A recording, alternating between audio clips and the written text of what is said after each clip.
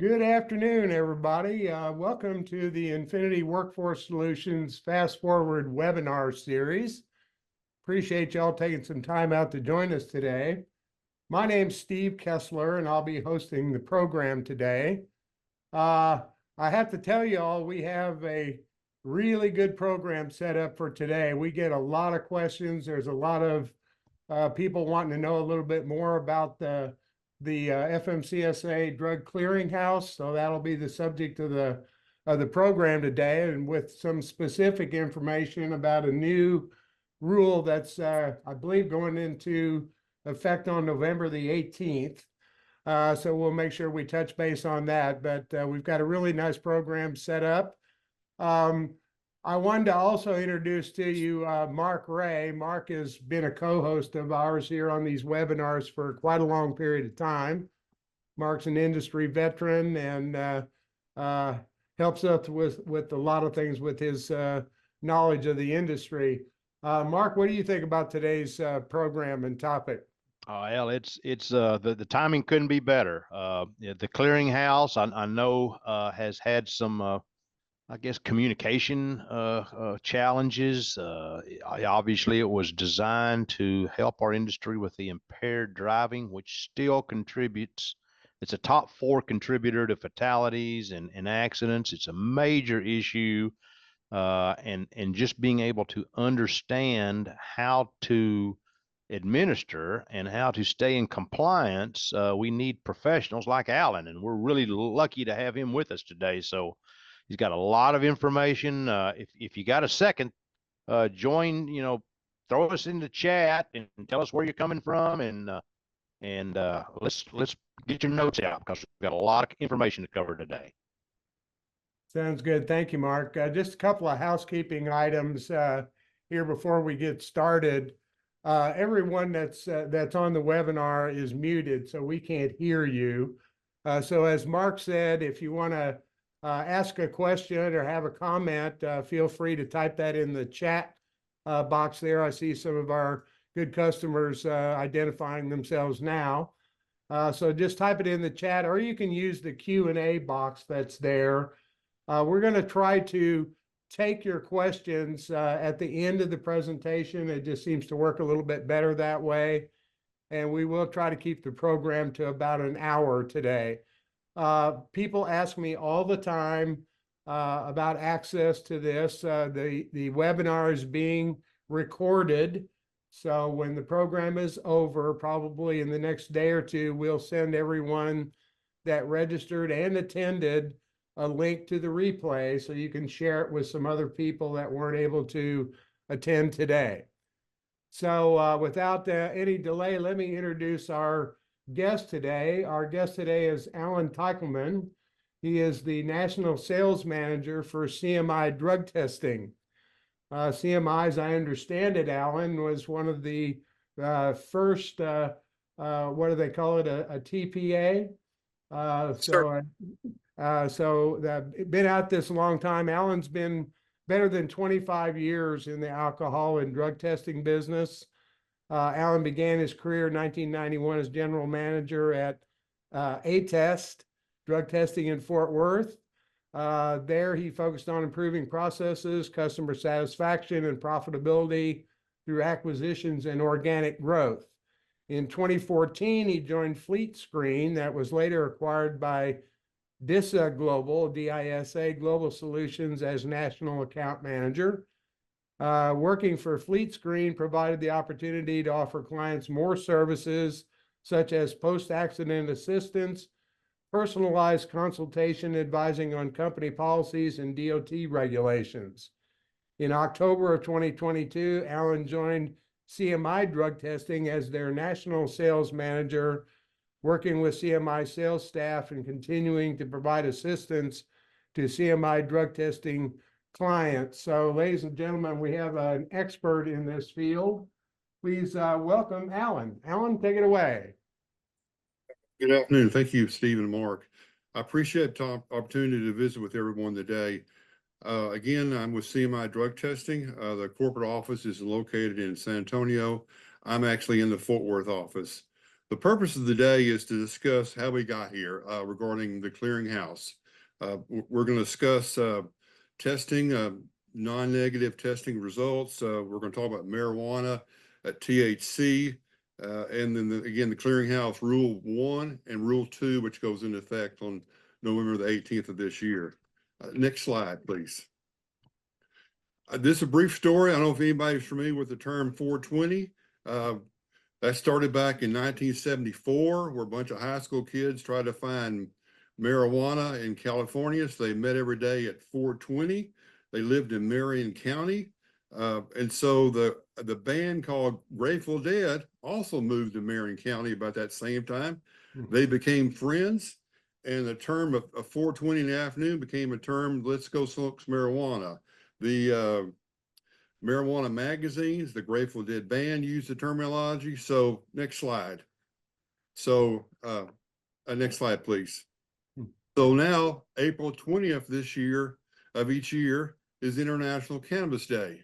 It's for the partakers of marijuana to celebrate, to use it, and to hopefully to continue to try the process of legalizing marijuana. So if April 20th is, okay, let's gonna smoke marijuana. Next slide. What is April 21st? National Surprise Drug Testing Day. I'm not saying you do that, but you know, if you have somebody that partakes in it if they're going to celebrate on the 20th, then maybe the 21st might be a good day to do some random drug testing. Next slide. Legalization of cannabis in the United States per state. Let's just go to the next slide, please. This chart shows here, there are 24 states plus District of Columbia that have legalized for adult recreational use, which is the dark green. The green is for legal use for medical use only. The lime is for low THC medical use, and then the light orange is it's against the law for anything there. So a couple things about that is because with the legalization of recreational use of marijuana, you bring up, okay, what about CBDs, the products, the gummies, the lotion, the oil? Well, during that time frame is that you see it everywhere. The problem with it is it's not regulated. So you can have a product that says it doesn't have any THC in it, but it might. So I would recommend or just remind your drivers a couple of things. One is just because it's legal in Colorado to recreational use, it's not acceptable in Texas, and it's sure not acceptable with the DOT. So anytime that you use the product and you fail a drug test, you're in trouble because again, you think it was a recreational use, but it's not legal in the United States. I know that this company here has a big program on CBDs, and I recommend that you do look it over and look at their program. A couple of things about this also too is that reading up on the updated things, there are drivers that are now suing the manufacturers of these CBD products because again, the label says there's no THC in it, and they used it and they failed the drug test. And now they're suing the company because again, it didn't list in the label. Also, that goes back to a positive drug test that you use the product for medical reasons. Under section 49 CFR part 40, a medical review officer, MRO, cannot overturn a non-negative test result. So again, you've got a driver that you're totally unaware that they're taking marijuana for medical reasons. I mean, obviously there's studies saying it's for cancer, for post-stress, post-disorder, for seizures. There's a lot of things that it's considered being used for. But again, once your driver is tested positive and he goes to the MRO, calls them up and says, hey, I've got medical clearance for this. It does not matter in the DOT guidelines. So again, just remind your drivers, just because it's legal someplace for recreational and medical use, it's not legal for the DOT at FMCSA. Next slide, please. I'll bring this up here just because of everybody knows what the 5 panel is and what what's included. What I wanted to bring up this is that we all hear about fentanyl right now. It's everywhere. It talks about how bad it is, how dangerous it is. Under the current program, the panel, it's not being tested. So there is discussion about in the future about adding it to it. And I think it will be added to it. But again, right now, it's not included in the panel. Next slide, please. Next slide. We'll pass on that one. Okay. This one right here is, I wanted to bring this one up because they're saying the records I have back from 2022 and 2023 showing that the top 4 things that are a non-negative test result have shown each year have decreased a little bit. Obviously marijuana, cocaine, amphetamines, methamphetamines, and amphetamines. But the number of drug violations from 2022 to 2023 has increased. You can see that there. And the main reason for the increase, and it kind of skews these numbers, is because the refusal rate has increased from almost 40%. So that 12,804 refusals to take a drug test, we have no clue because they think they're going to test positive for marijuana, cocaine, or some other drugs. So again, I don't see any difference in changing the current situation where it's 50% for drug and 10% for alcohol, just because the numbers are still increasing. Also, a little bit about the clearinghouse is that the clearinghouse was started in January 6th of 2020. Anything that happened before that date is not included in the clearinghouse. If you find out as a DER, as a safety director, as owner, that something happened before that date from one of your drivers that he had a DWI, you cannot add it into the system. Basically, everybody starts from scratch on January 6th of 2020. A couple of things about that. As of through August of this year, there are 480,000 employers. There's 230,000 owner operators. There's over 5 million drivers that have registered to the clearinghouse. Also, since 2020, there's been 230,000 drug or alcohol violations. Of that CDL or CLL drivers, there's still 177,000 that are prohibited from driving through the clearinghouse. Only roughly 25,000 have started the process of meeting with a substance abuse professional and doing the follow-up testing, and then the return to work duty testing. The 137,000 has not done anything. So a couple things that's going to have a major effect, and we talked that back to clearinghouse rule number 1, will have effect on this 177,000 drivers. Next slide, please. What does the clearinghouse contain? I felt that I thought I should just make sure everybody's up to speed on everything of the clearinghouse. The clearinghouse is a secure database where employers, FMCSA, state driver license agencies, law enforcement personnel have real-time access to CDL and CLP driver holders. It's all part of the 49 CFR part 382 for testing for drugs. It only includes positive drug and alcohol test, return to duty testing, and follow-up testing. Only negative results are in there, but once a person has gone through the return to duty, it will show a negative test result. Next slide.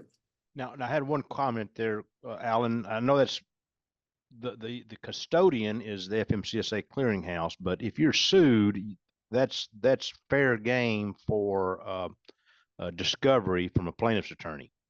Yes, sir. That's correct. That's one thing they're gonna look at is that you use the clearinghouse. That you're aware that they're having past history of drug or alcohol violations, and they're going to use that against you. They're not going to sue the clearinghouse. They're going to the driver, you, everybody else involved. But yes, that is a reference source that they will use. So that is part of it. That everybody who must use the clearinghouse. So types of drivers, employers that affected by the clearinghouse. This is basically all drivers who operate a commercial vehicle on a public road, their employers and their service agents, which is a TPA or so again, Blake, your question is, you have to use this as part of the process of hiring somebody. It's for interstate, intrastate, passenger carriers, school bus drivers, limousine drivers, waste management. You just name it all. Everybody's included in that has to go through the clearinghouse for the pre-employment or random or the monthly, yearly, annual check. Next slide. Who's authorized to use the clearinghouse? Back to my original comment. Everybody, you cannot use the clearinghouse unless you're registered. A CDL driver does not have to register. But again, if they ever want to find out about their records, if part of the process of doing we'll get into a little bit queries on it, they have to be registered. So again, employers, third-party administrators, medical review officers, substance abuse professionals, and law enforcement personnel all have to be registered. This is not accessible to the public. It's only people who register through the clearinghouse have access to these records. Next slide. I've been asked about this. I want to check among records. Again, we roll back to that first thing that's mentioned. Yes, you can check your own records. The driver wants to go in there and check what's on his record. Again, he has to be registered. He or she will be able to access their records electronically. There's no cost to it, but again, it's only going to show violations of drug and alcohol, and then the return to duty or follow-up testing results. Next slide.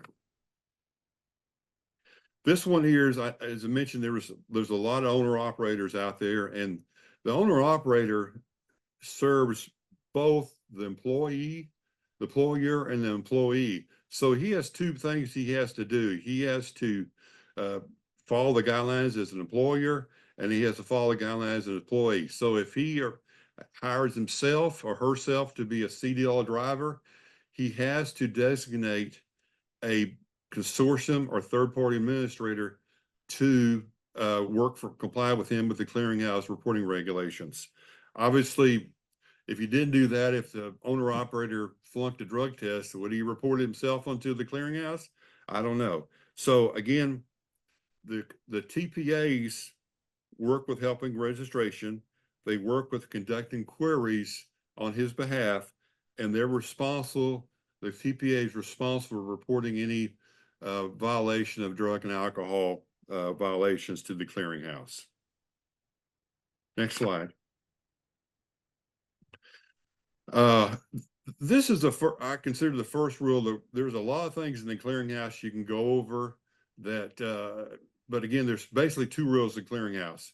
The clearinghouse requires anybody that uses it to report, and I'll just wait here, employers, medical review officers, substance abuse professionals, consortiums, TPAs, they have to report violations to the clearinghouse. There's no getting around that.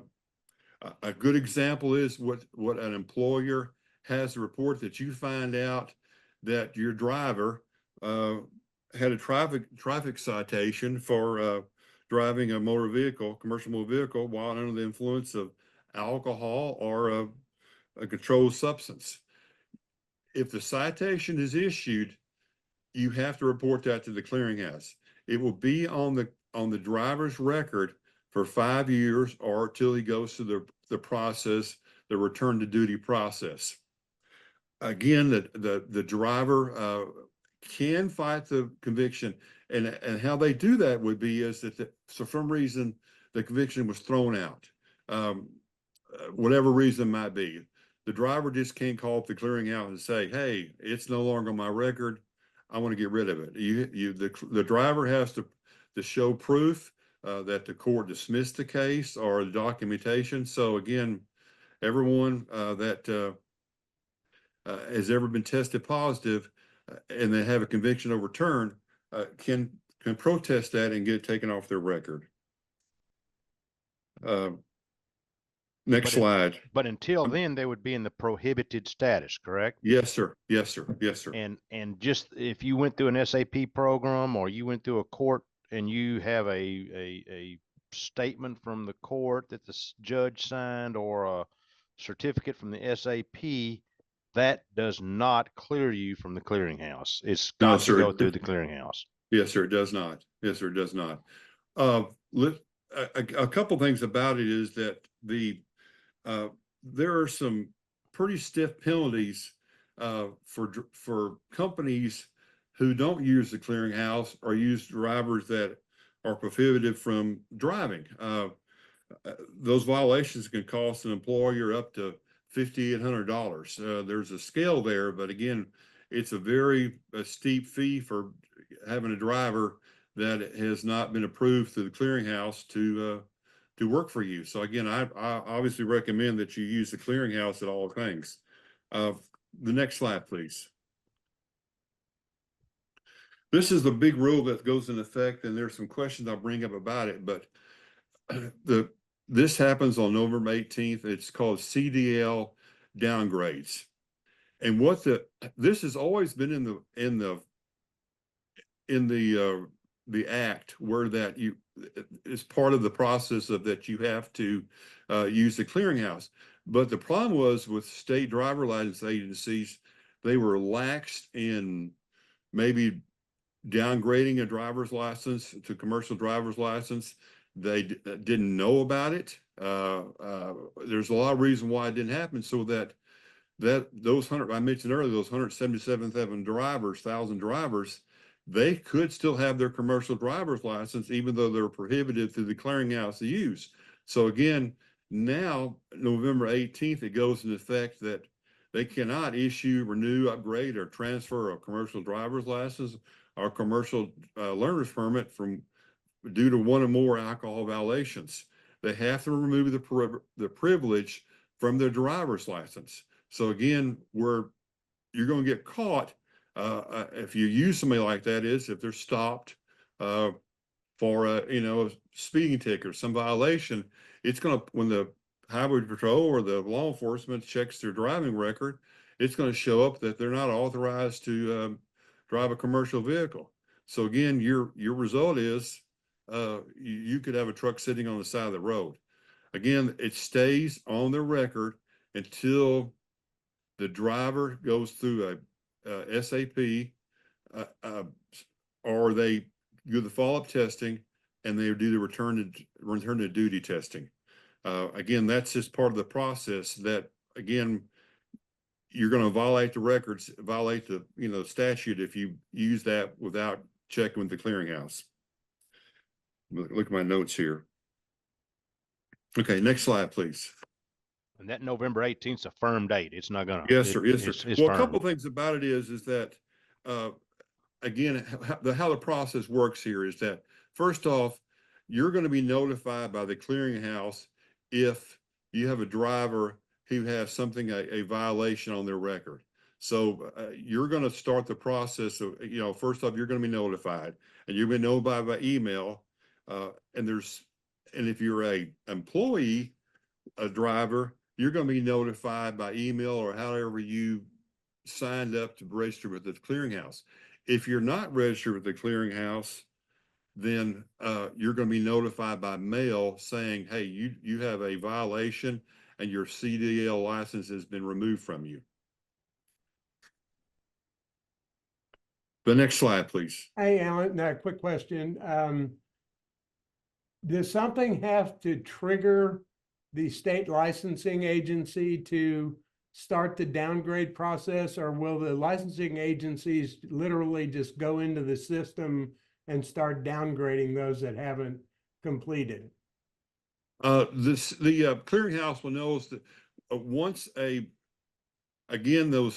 back to that big figure, 177,000 drivers that's on the current list, the clearinghouse will notify each state, their state driver agency, that there is something on their record. And that's the process they're going to go through. the clearinghouse will notify that anytime a pre-employment or a random test or a post-accident or whatever pops up and there's a non-negative test result, the clearinghouse will immediately email notification to each state saying that driver in your state has a violation, one or more violations for either alcohol or drug.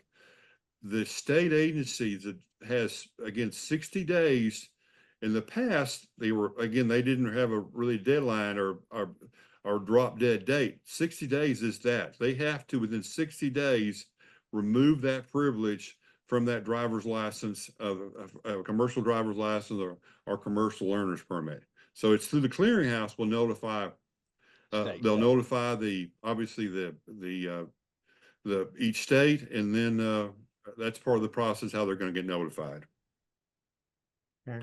And again, back to the original comment I make, that stays on the record until they decide to, substance abuse professional go through that process. They'll determine how much additional drug testing or alcohol testing is required. Then once they meet those requirements, then they'll take a final return to duty drug test or alcohol test, and that's submitted to the clearinghouse, and then their privilege of not prohibited will be changed from prohibited to not prohibited to drive. All right. Now, they went over that. The next slide, please. This is important. That it's going to help everybody understand how the process all works. A query is an electronic check that the clearinghouse is conducted by the employer or a designated TPA for current or prospective employees. And the reason for that is they're looking again for stopping somebody who prohibited from safety sensitive functions due to unresolved alcohol problems. There's two different queries, and again, they're very specific or reason wise. The limited one is for everybody that you employ. So every driver that's your employee, if you got 10, 50, whatever, you have to do a limited query on each driver annually. And that's part of the process, is that that is required by the clearinghouse. A full query is something you do for a pre-employment. It's required by pre-employment. So again, it's gonna look at the records of any resolved issues for all their companies they worked for in the past. Two functions of and which is very important. On the limited query, you have to get a written consent from the driver. You have to keep that in their file for at least 3 years. If you go to the clearinghouse, there is a document that you can print off that says they're doing a background check on me through the clearinghouse. I do it annually. You got to get it signed, and you designate the time period which you're going to be doing it. If you want to do it annually, whatever. But again, you have to keep that record for 3 years. That meets the requirements. On a full query, that's where the driver has to go into the clearinghouse. He has to register himself, and he has to sign an electronic consent form that says, I know that the company's going to do a background check on me through the clearinghouse. Then once the clearinghouse has that electronic signature, then they're going to release the records to the employer. So it's a process to go through. Again, limited is for all employees that you currently have on your deal. Full query is prospective employees that you're going to be hired. So that's part of your pre-employment process where you're hiring somebody. If anytime that your driver refuses to sign it, either a limited or full query, you got to take them off. You got to remove them from the driving of a commercial vehicle for you. So again, that's part of the process of them knowing that you're going to be doing a background check on it. If they decide, I don't want to sign the document, then you have to remove them, and they cannot get back driving until either the limited or full query is run, and it comes back with no violations. So that's part of the process. Again, remember now, you got to have those signatures, and 3 years for the limited, and it's the electronic signature is in the system. It protects you. to make sure that you follow the clearinghouse regulations. Hey, Alan, would you have to update the record of consent on a limited query? You said 3 years. Would it have to be updated annually or after 3 years? Well, again, you have the terminology in there is that annually, or you can say a time period. But Okay. most companies that I work with do it annually, just so you remind the drivers, okay, we're going to be doing this for you. And I recommend it. I suggest that you do it annually, just because, again, it brings you in front of them.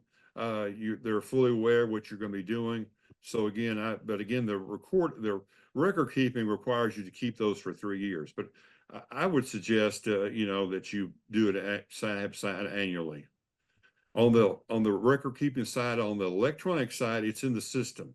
So you don't have to worry about, did I sign it or not? Did they sign it? You didn't get the full query unless they authorize you to sign it. So you don't have to worry about keeping records for full queries, only for limited queries. All right. Next slide, please. How to purchase a query. There was one real change, like I guess the last year before, is that only employers can purchase queries now. It used to be that you could hire a TPA or somebody to buy it for you. That no longer is the rule. Only the employer can buy the query.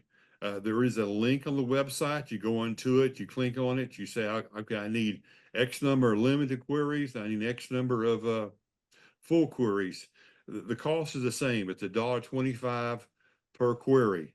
They never expire. You can buy annually. You got 50 drivers. You want to buy 50 limited, and you can buy so many full that you think you're going to hire during the year. So again, that's something you have to do as part of the process of working with the clearinghouse. You have to purchase them and keep them on file. And you cannot, again, get a query done without having that process of you up through the system. A couple things that bring up again, I'll bring up, how does the employer find out about what happened in the past? Again, companies are required to report to the clearinghouse any violation of drug or alcohol. So when you do your limited query every year, it will once again bring up to them, I lost my train of thought, bring up to them that there might be a problem. So when you do the limited query, the clearinghouse is not going to tell you what the problem is. They're going to report back to you saying, there is something that pops up in his record. You have to have the driver to come online and do the electronic signature. Again, that is part of the process that doing it. So once again you get the electronic signature, the driver then will authorize the clearinghouse background check, and now the employer gets the results. So again, it's a process. That's why the limited is so important. If you don't do the limited, you might not realize that after you did the last limited, another company reported that there was a problem in the past that we failed to do on a timely basis, and now it pops up. And then you've got to decide then, because of the violation, and it's still sitting there, that you have to take the driver off your as a commercial motor vehicle driver for you. Again, the terms they use nowadays is not prohibitive and prohibited. So again, that's part of the process. So again, that's how important the queries are, limited and full. A couple things about it is, if an employer receives notification from the clearinghouse that through that limited process, they have only 24 hours to have that electronic signature signed by the driver. So the time frame is quick. It's a minute they can get notified, okay, I've got a problem with my limited query. I've got to have them I got to pull them in. They got to electronically sign that full query. Again, if they refuse to do the full query, the electronic signature, you have to pull them out. They can no longer be part of the process of driving for you until that full query is completed. and you find out by notification of the clearinghouse if there is a violation or not, and you can move forward with it. So again, that's part of the process of that. Your 24-hour period is extremely important that you stay on that, because that would be a violation of the clearinghouse for not acting on that quickly. Okay. Uh, So 24 hours. 24 hours, yes, sir. Okay. Again, back to this, one of the questions brought up, I answered earlier, was talked about earlier. If you find out your driver has a DWI, the whole process starts all over again. The driver has to be a full query. It has to be, if it's a violation, it's on the record. You have to, again, remove them from the safety sensitive position, and that takes immediately. Again, unfortunately for the driver, if it was a conviction that was overturned but was never reported to the clearinghouse, the driver just out of luck until that situation has changed. They will not change it from the clearinghouse until the driver provides records that either that DWI or that violation was dismissed. And that would be for passenger cars, motorcycles, Pardon me? any vehicle? No, it's just you drive a It's commercial commercial. vehicle. So if you got a DWI on a motorcycle, for example, then that would not. It should, when you do your due diligence, that will pop up the normal record. So, but through the clearinghouse, they're only concerned about a CMDs. commercial motor vehicle. Again, these records are in the clearinghouse for 5 years or until, I was reading your little note here at the bottom here. Yes, they're removed from states immediately. Yes. I was reading that little question that popped up. Yeah. 5 years or till they finish the follow-up testing and return to duty. If they don't do that, again, it's sitting there, and they cannot drive. The clearinghouse will not ever clear them to do that. So we're back to the process of it. Again, the clearinghouse is only to report DOT results. So if you have an employee that these companies have both do drug testing for DOT and non-DOT, you're only going to report to the clearinghouse DOT testing results on a non-negative result. It's important that you be aware that when your driver is involved in an accident, that you be sure you follow the DOT guidelines of why you should do the drug test. Again, I recommend, well, you shouldn't do drug testing unless you have to. But again, your driver is cited, there's a death or the vehicle's towed. There's several reasons why that kicks in. You have to do the post-accident testing. So again, that's part of the process. But again, you're only reporting DOT, not non-DOT, to the clearinghouse. And the refusals. Yes, sir. Yes, sir. Again, as I mentioned earlier, the clearinghouse is not for public use. It's only for people to register. It does follow the part of the Fair Clear Act on privacy. So again, you must realize that you have to use the clearinghouse. You're not going to find these records anyplace else but through the clearinghouse. To kind of again summarize everything quickly, is that the clearinghouse is a central location for everybody to look for drivers for information on any drug or alcohol violations. For employers, current drivers, or prospective drivers for CDLs or CLPs. The clearinghouse, you must do a full query on a pre-employment. You do a limited query on each year on anybody that you employ. You have to have signatures on both. Signature for limited in possession in your office. On full query, it is electronic signature. And again, the records stay on there until, if there's a violation, until the person has cleared the follow-up testing and return to duty testing. what CMI does, we do all this for you. We work with the substance abuse professionals. We don't set up the standards, how you're tested. Again, once you go through the process of talking to a substance abuse professional, you have to follow their guidelines. Based on, again, it could be, and once you pass a return to duty test, again, you could be subject to 6 additional random tests during the year besides your random test. So again, you could be randomly tested because you're in the random testing pool, but you're also could be randomly tested 6 times because you're coming off a situation where you had a one or more violations of drug or alcohol. Again, this all goes into effect for the clearinghouse on November 18th. They will remove the privilege from you to for your driver to drive. I know it might cause a shortage because there are people out there driving right now for whatever reason, because the state driver's license agency wasn't aware of it, or they were lax in doing it. But again, you don't want to catch yourself off guard, a DER or safety employer that again finds out that you've got a driver that is now starting November 18th has his license removed and its privilege is gone.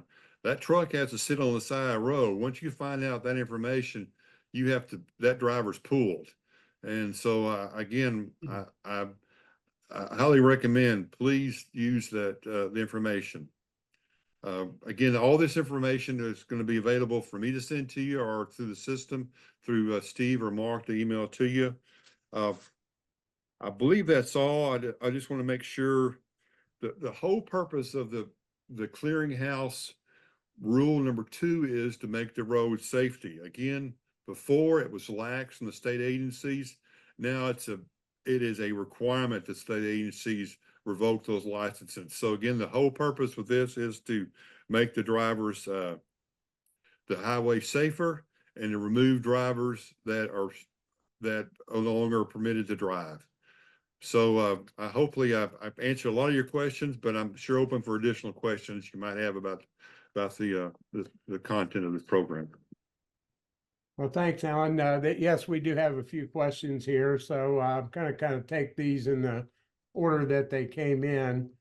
Mark is asking, on a new hire, is it the new employer's responsibility to push drivers to return to work testing, or is that the responsibility of the driver?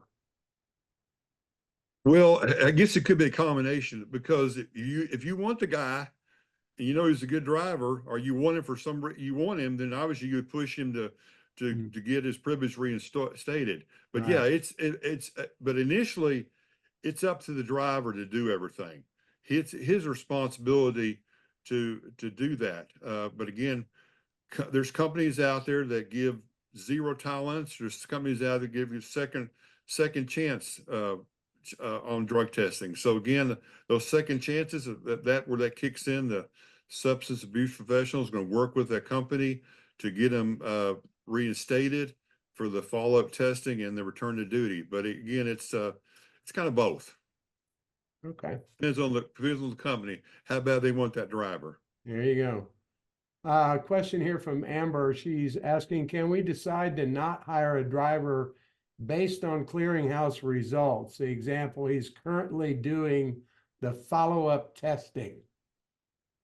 Yes. Yes. You don't have to hire anybody based on that, because again, until he finishes up the follow-up testing and does the return to duty final test and his negative result, you can't use him as a driver. And the process is that you can, if the driver lets you look at the substance abuse professionals program, then you'll know what time frame it is. I mean, he might not be eligible to drive for another 30 or 60 days. Again, so that's part of the process. But yes, you do not have to hire him. Very good. Someone here is asking, do after 5 years the violation will drop off? Is that true even if they haven't completed the SAP program? No, it's still on there.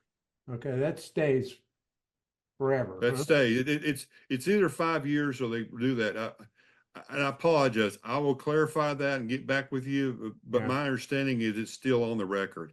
But I'll clarify that. But I believe it's because now, because of the ruling number 2 kicks in, that they can't get a commercial license because of that. So it's my opinion, it's there because of the clearinghouse rule number 2 is their driver license prohibits, the commercial drivers are privileges are taken away. So it's there. So they can't get a commercial driver's license until they go through that process of with a substance professional. So again, and they do their follow-up testing and return to duty. Okay. Question that popped into my head: if they're downgraded, the CDL is downgraded under the Rule 2, and they finish all the requirements, how is the CDL reinstated back to a Class A? Well, that once the clearinghouse gets that final negative Right. return to duty test result, then they'll reinstate them. That is the happens process. Automatically, that'll happen Yes, sir. internally. Okay. Yes, sir. Once they've gone through the follow-up testing program and they have a negative test result Right. for the return to duty, then the clearinghouse will reinstate them into the program as not prohibited. There you go. Somebody's asking, what happens when the driver cannot be verified in the clearinghouse? Well, then I wouldn't hire them. I guess because the clearinghouse has to verify the driver. So if there's either the driver's license name is Something's different, wrong. Yeah. they've changed, the driver license number is incorrect. There's plenty of things that are wrong with the process that you can't verify it. So if the clearinghouse, again, I would suggest then that the driver go register the clearinghouse. He do it himself. He goes in the clearinghouse. He submits his information so they can verify it's correct, and then they can do the query on them. Okay, that makes sense. Another question, Alan. A driver gets placed out of service for possession of a THC vape. Does this need to be reported by the employer to the clearinghouse? Possession. If he has he has a pipe or something or whatever, or something, some paraphernalia. No, and the reason they're only asking for non-negative test results. Okay. And so again, what I would fall back onto is your company policy. Your company policy needs to state that that's your problem. I mean, if you decide your policy says you have that in your possession, we're going to terminate you. You have to kind of cover that in your policy. But you're not reporting that to the clearinghouse because he passed every test you got, so you can't do it just because of a pipe. Yeah, the driver in this case has got a criminal problem there because the possession is the problem. So I agree. Yes. Company policy would terminate that person. Right. Here's a question. Does the owner or safety manager who has CDLs for test drives only have to be in the clearinghouse? Yes. If you're a CDL holder and you might get behind the wheel anytime you're in the pool, random testing pool, and you have to go through the clearinghouse verification. So it applies to everybody. Because I mean, again, if he again, we're getting really too picky here. If the guy never takes the truck off the parking lot, or he drives it around in his yard and never gets on a public road, then that's one thing. But again, if you hold a commercial motor vehicle license, then you need to be in the random testing pool and be cleared by the clearinghouse. Yeah, the question here was about test drives, so I would assume that would he's be putting on the highway, public road. Yeah, exactly. He's got to be in the program. Right. Here's a question that says, what if a driver discloses an old DWI? Do we still remove them from safety sensitive function immediately? Okay, two things kick in is if it happened prior to June of 2020, it's not in the clearinghouse system. So they have no knowledge of it. So if it happens after that date, there should be knowledge in it because of the employer or the previous employer had to report it to it. So again, it's the date that is the important part here is that prior to that 2020 date of January, it wouldn't be in there. And so it has no effect on his record. Again, the current situation is it in the current clearinghouse, and you go through the process of due diligence, limited or full query for employment. You've done your due diligence. There's nothing in there. And even though it might have happened 20 years ago and the guy is great, or the lady is great, then you've done your due diligence, you can hire him. Very good. Very good. Well, I don't see any other questions coming in, but Alan, I did want to take a minute, if you don't mind.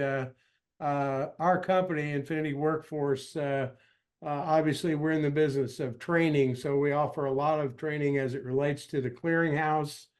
And also I want to remind everybody, it's pretty important these days to make sure that you're taking care of your reasonable suspicion training also. We've just recently updated that content.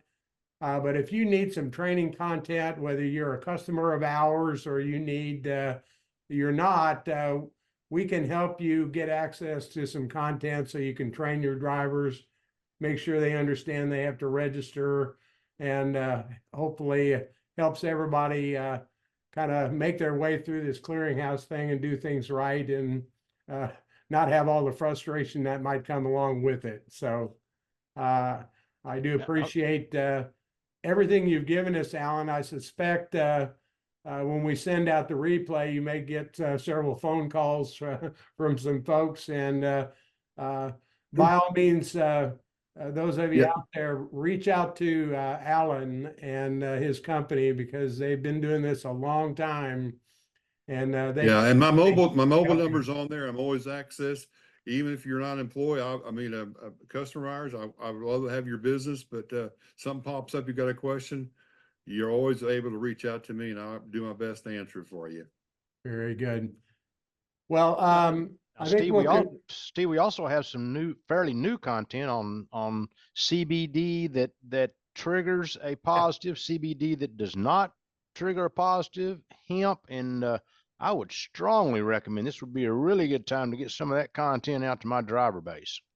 I agree, Mark. I'm glad you brought that up, because it turns out that's actually one of the most assigned pieces of content that we have right now, because there have been so many drivers, sadly, that taking something that's perfectly legal in all 50 states, and they end up with a negative on their drug screen and get put out of driving, at least till they get it all straightened out again.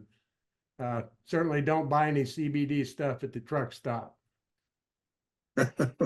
That's for sure. And it would be a good idea to run a query before November the 18th for your fleet. Is that a fair statement? Yes, sir. See whether you're going to have any. You don't want to be caught off guard with. There's going to be a lot of surprises on November 19th. That's correct. Very true. I would also like everybody to just send a quick thank you to Alan. He's a professional in this field, and obviously has improved impaired driving for our industry, and helping us stay in compliance is clearly a challenge for us. So we appreciate what you do, Alan. Thank you very much. Thank you. I appreciate the opportunity to visit with everybody today. Thank you. Great.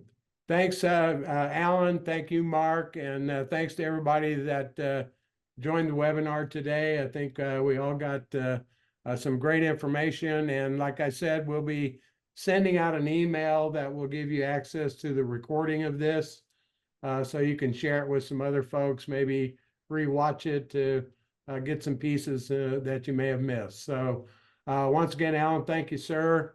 And thanks to everybody that joined us, and we'll look forward to having you on our next webinar. Thank you. Thank y'all very much. Take care. All right, bye.